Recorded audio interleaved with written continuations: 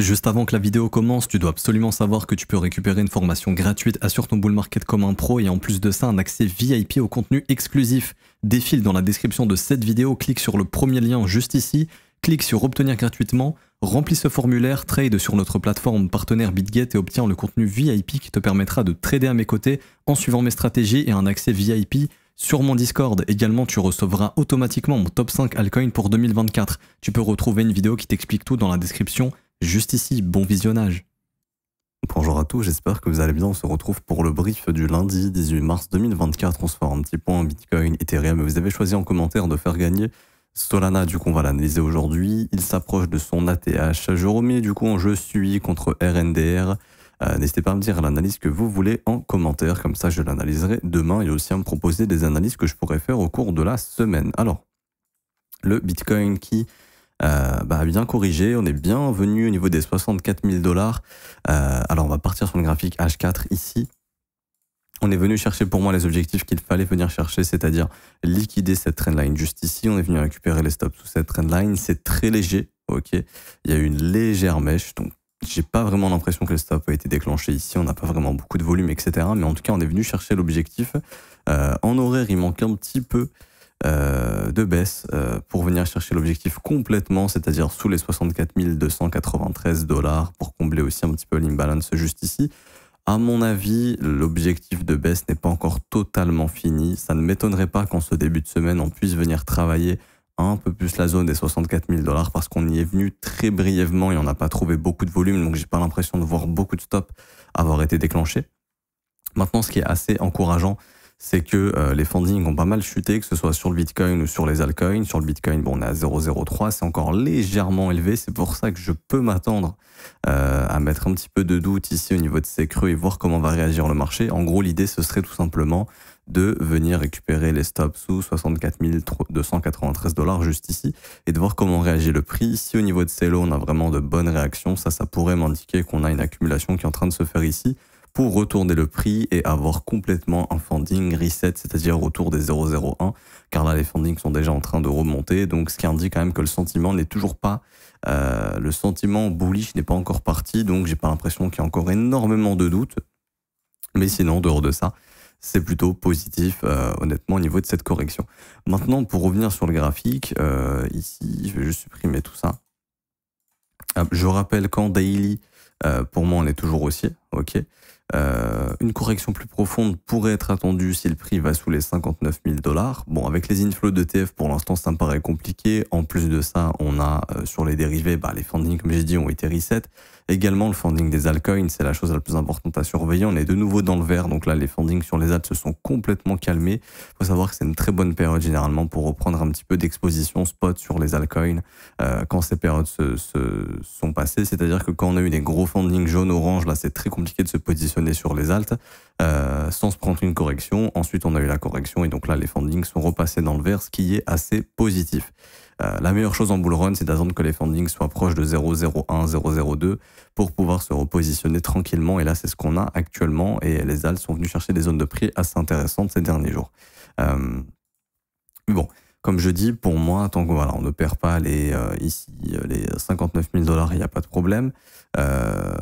Je pourrais encore bien sûr m'attendre si jamais le Bitcoin n'arrive pas trop à se calmer encore au niveau du funding, même si là honnêtement c'est bas, 0,03 c'est pas super élevé, mais on pourrait peut-être aller chercher un 0,01 ou peut-être même du funding négatif, ce qui indiquerait vraiment que là, les gens sont en train de devenir bearish.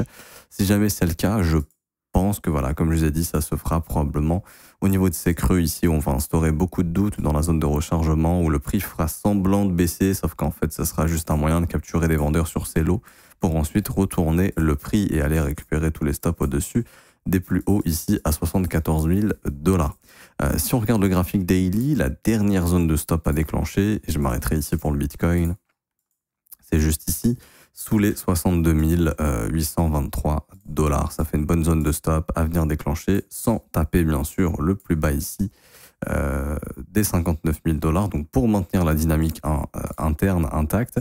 Et ici, pourquoi pas venir pullback le support précédent pour continuer de monter. Quoi qu'il en soit, pour moi, c'est plutôt bullish sans qu'on perd pas les 59 000 $. Je vise toujours de nouveau plus haut sur le Bitcoin. Et également, ce qui pourrait être intéressant au cours des prochains jours, c'est de venir faire ici une petite pattern de retournement, c'est-à-dire ici on a la bougie la plus basse, on vient casser son plus haut, donc ça sera un signal haussier qui pourrait indiquer qu'on va essayer de revenir proche des sommets, voire même les casser.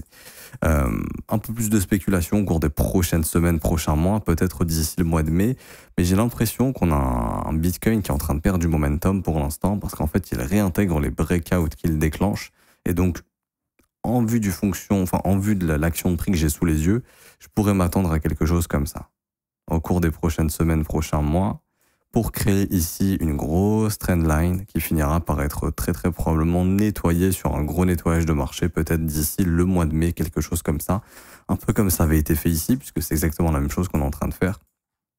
Vous voyez, un Bitcoin qui a réintégré ses sommets, qui a créé une grosse trendline, qu'il a fini par aller liquider pour y récupérer tous les stops sur un gros nettoyage de marché.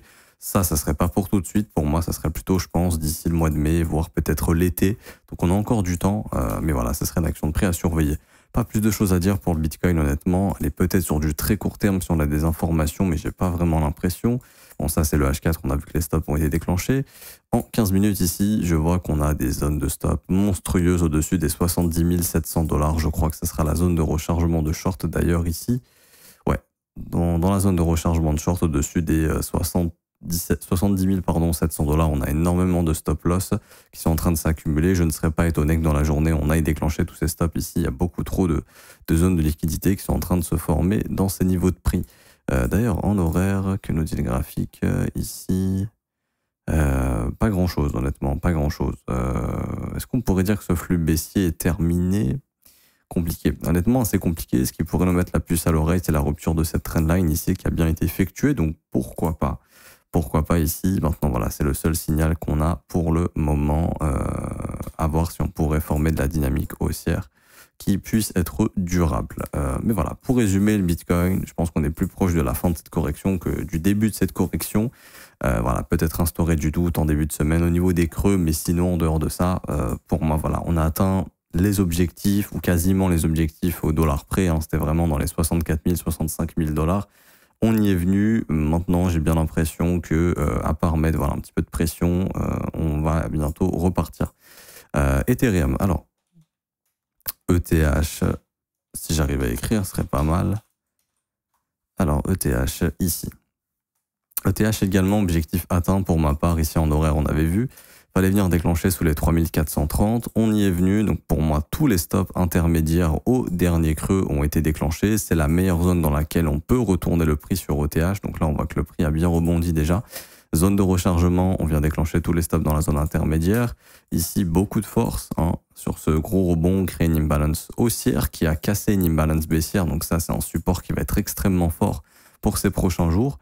Je ne serais pas étonné, pareil, voilà, qu'en début de semaine, on a un peu de conso comme ça, qu'on vienne récupérer les stop loss juste ici et que là, c'est bon, on y aille, on puisse repartir sur ETH, direction, faire de nouveaux sommets et surtout direction l'ETF, approbation d'ETF bientôt, donc que ça puisse continuer de s'apprécier parce qu'on a des institutions qui doivent acheter de l'Ethereum probablement pour se préparer à une approbation de TF.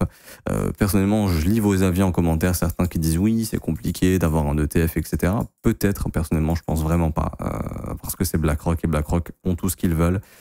Suffit de voir comment le gouvernement américain réagit depuis l'approbation de l'ETF Bitcoin, où littéralement ça fait les éloges du Bitcoin H24, à deux doigts de donner une légion d'honneur au Bitcoin depuis que l'ETF est passé, à deux doigts de crier sur tous les toits que BlackRock sont les meilleurs du monde, donc et que ce sont des génies d'avoir fait un ETF Bitcoin. Donc voilà, j'ai l'impression que l'ETF Ethereum, ça sera pas très compliqué.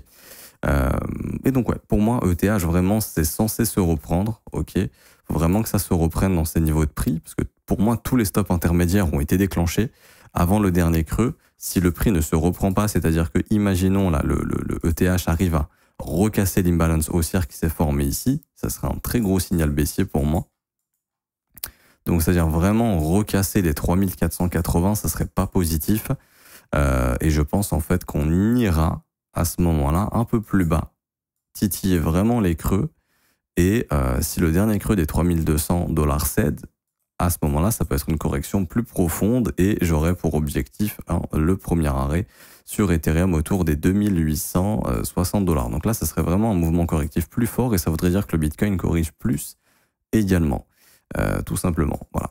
Donc pour moi, il faut vraiment pas trop tarder à se reprendre ici sur ETH, tout simplement.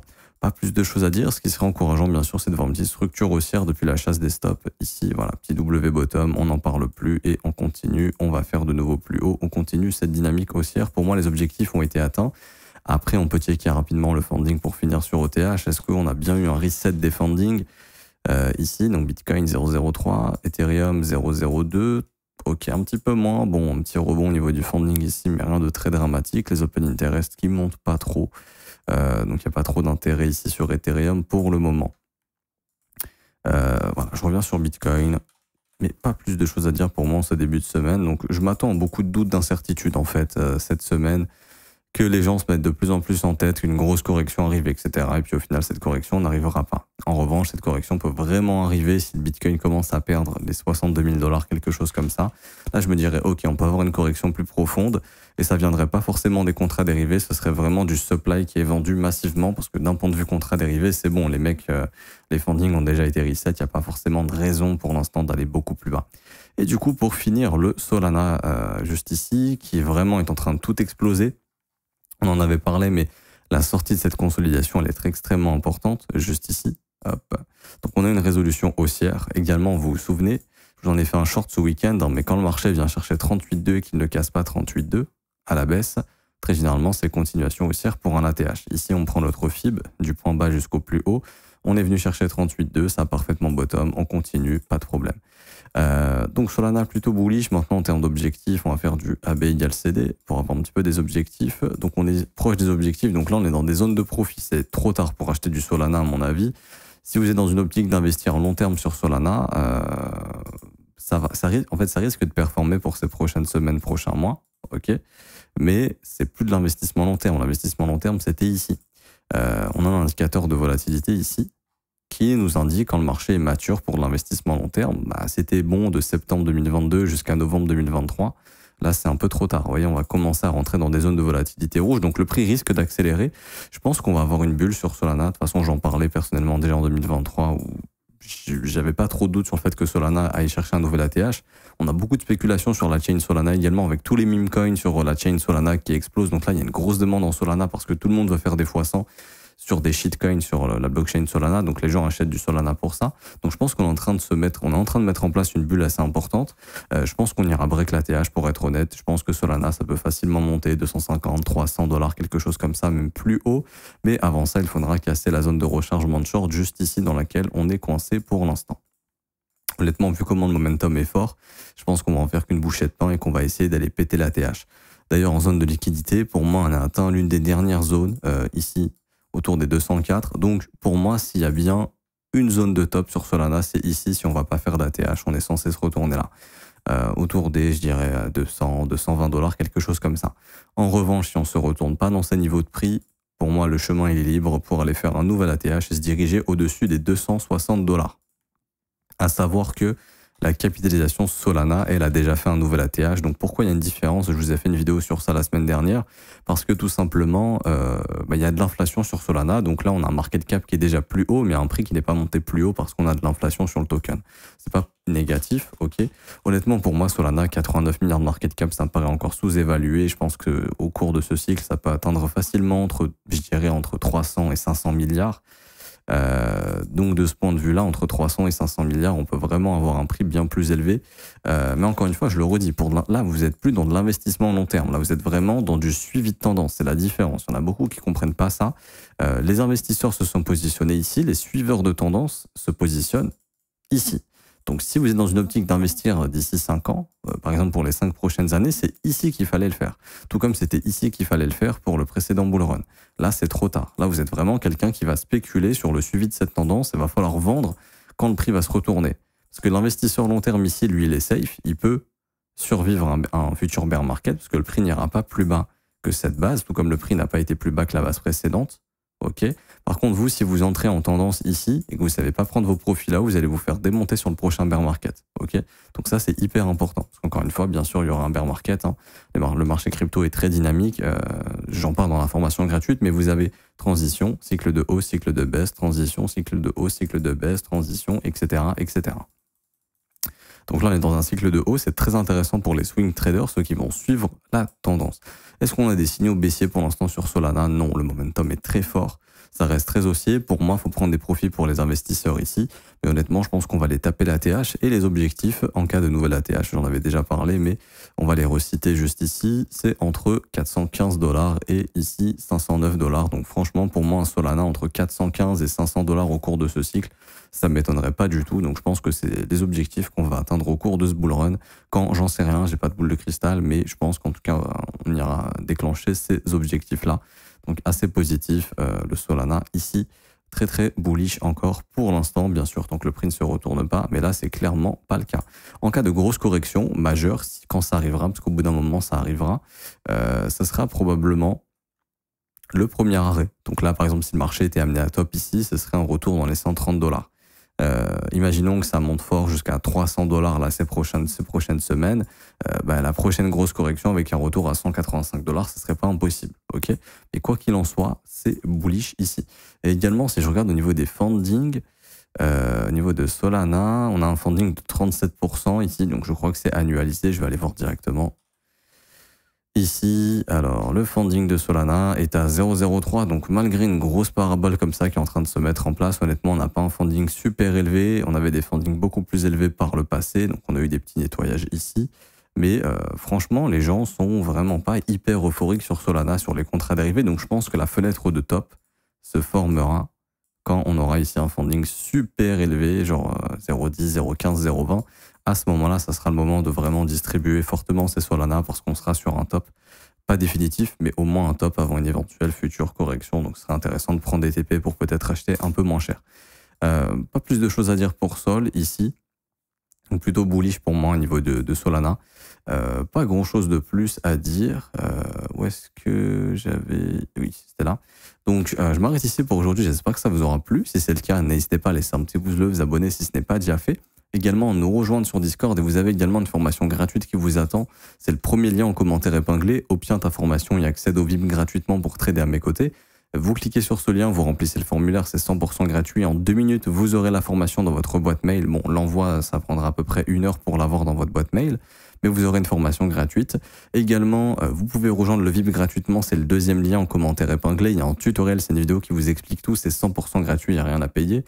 Et également, vous pouvez rejoindre l'école si vous voulez vous former à mes côtés. Donc tous les lundis et mardi, mercredi, jeudi, vendredi, à partir de 7 h du matin jusqu'à 8 h 30, on analyse les marchés ensemble, on voit des opportunités ensemble, on regarde les meilleurs cryptos sur lesquels investir, on fait des watchlists à surveiller d'assets intéressants, je réponds à vos questions, je vous aide dans votre trading, je vous présente des concepts de trading également, on parle de gestion du risque, également quand il y a des corrections, on essaie de se protéger au mieux avant que celles-ci arrivent, et également vous avez une formation de 19 h qui vous est offerte également en rejoignant l'école. Donc on apprend tout sur l'analyse technique, l'order flow, l'analyse fondamentale, la psychologie des marchés, comment créer sa propre stratégie, développer son profil de trader, on apprend tout ça dans la formation. Ça commence à partir de 49 € par mois, c'est sans engagement, vous pouvez annuler le renouvellement quand vous le souhaitez. Et vous avez aussi des offres 3 mois, 6 mois et 12 mois qui vous proposent des réductions jusqu'à 36% sur l'abonnement de 12 mois. Pour rejoindre l'école, c'est assez simple, c'est le 4e lien en commentaire épinglé, rejoindre l'école, donc c'est le lien ici, école.letronfzco.com, vous cliquez sur ce lien et vous pourrez choisir votre abonnement et rejoindre les élèves. Je m'arrête ici, bon début de semaine à tous, on se retrouve demain, ciao ciao.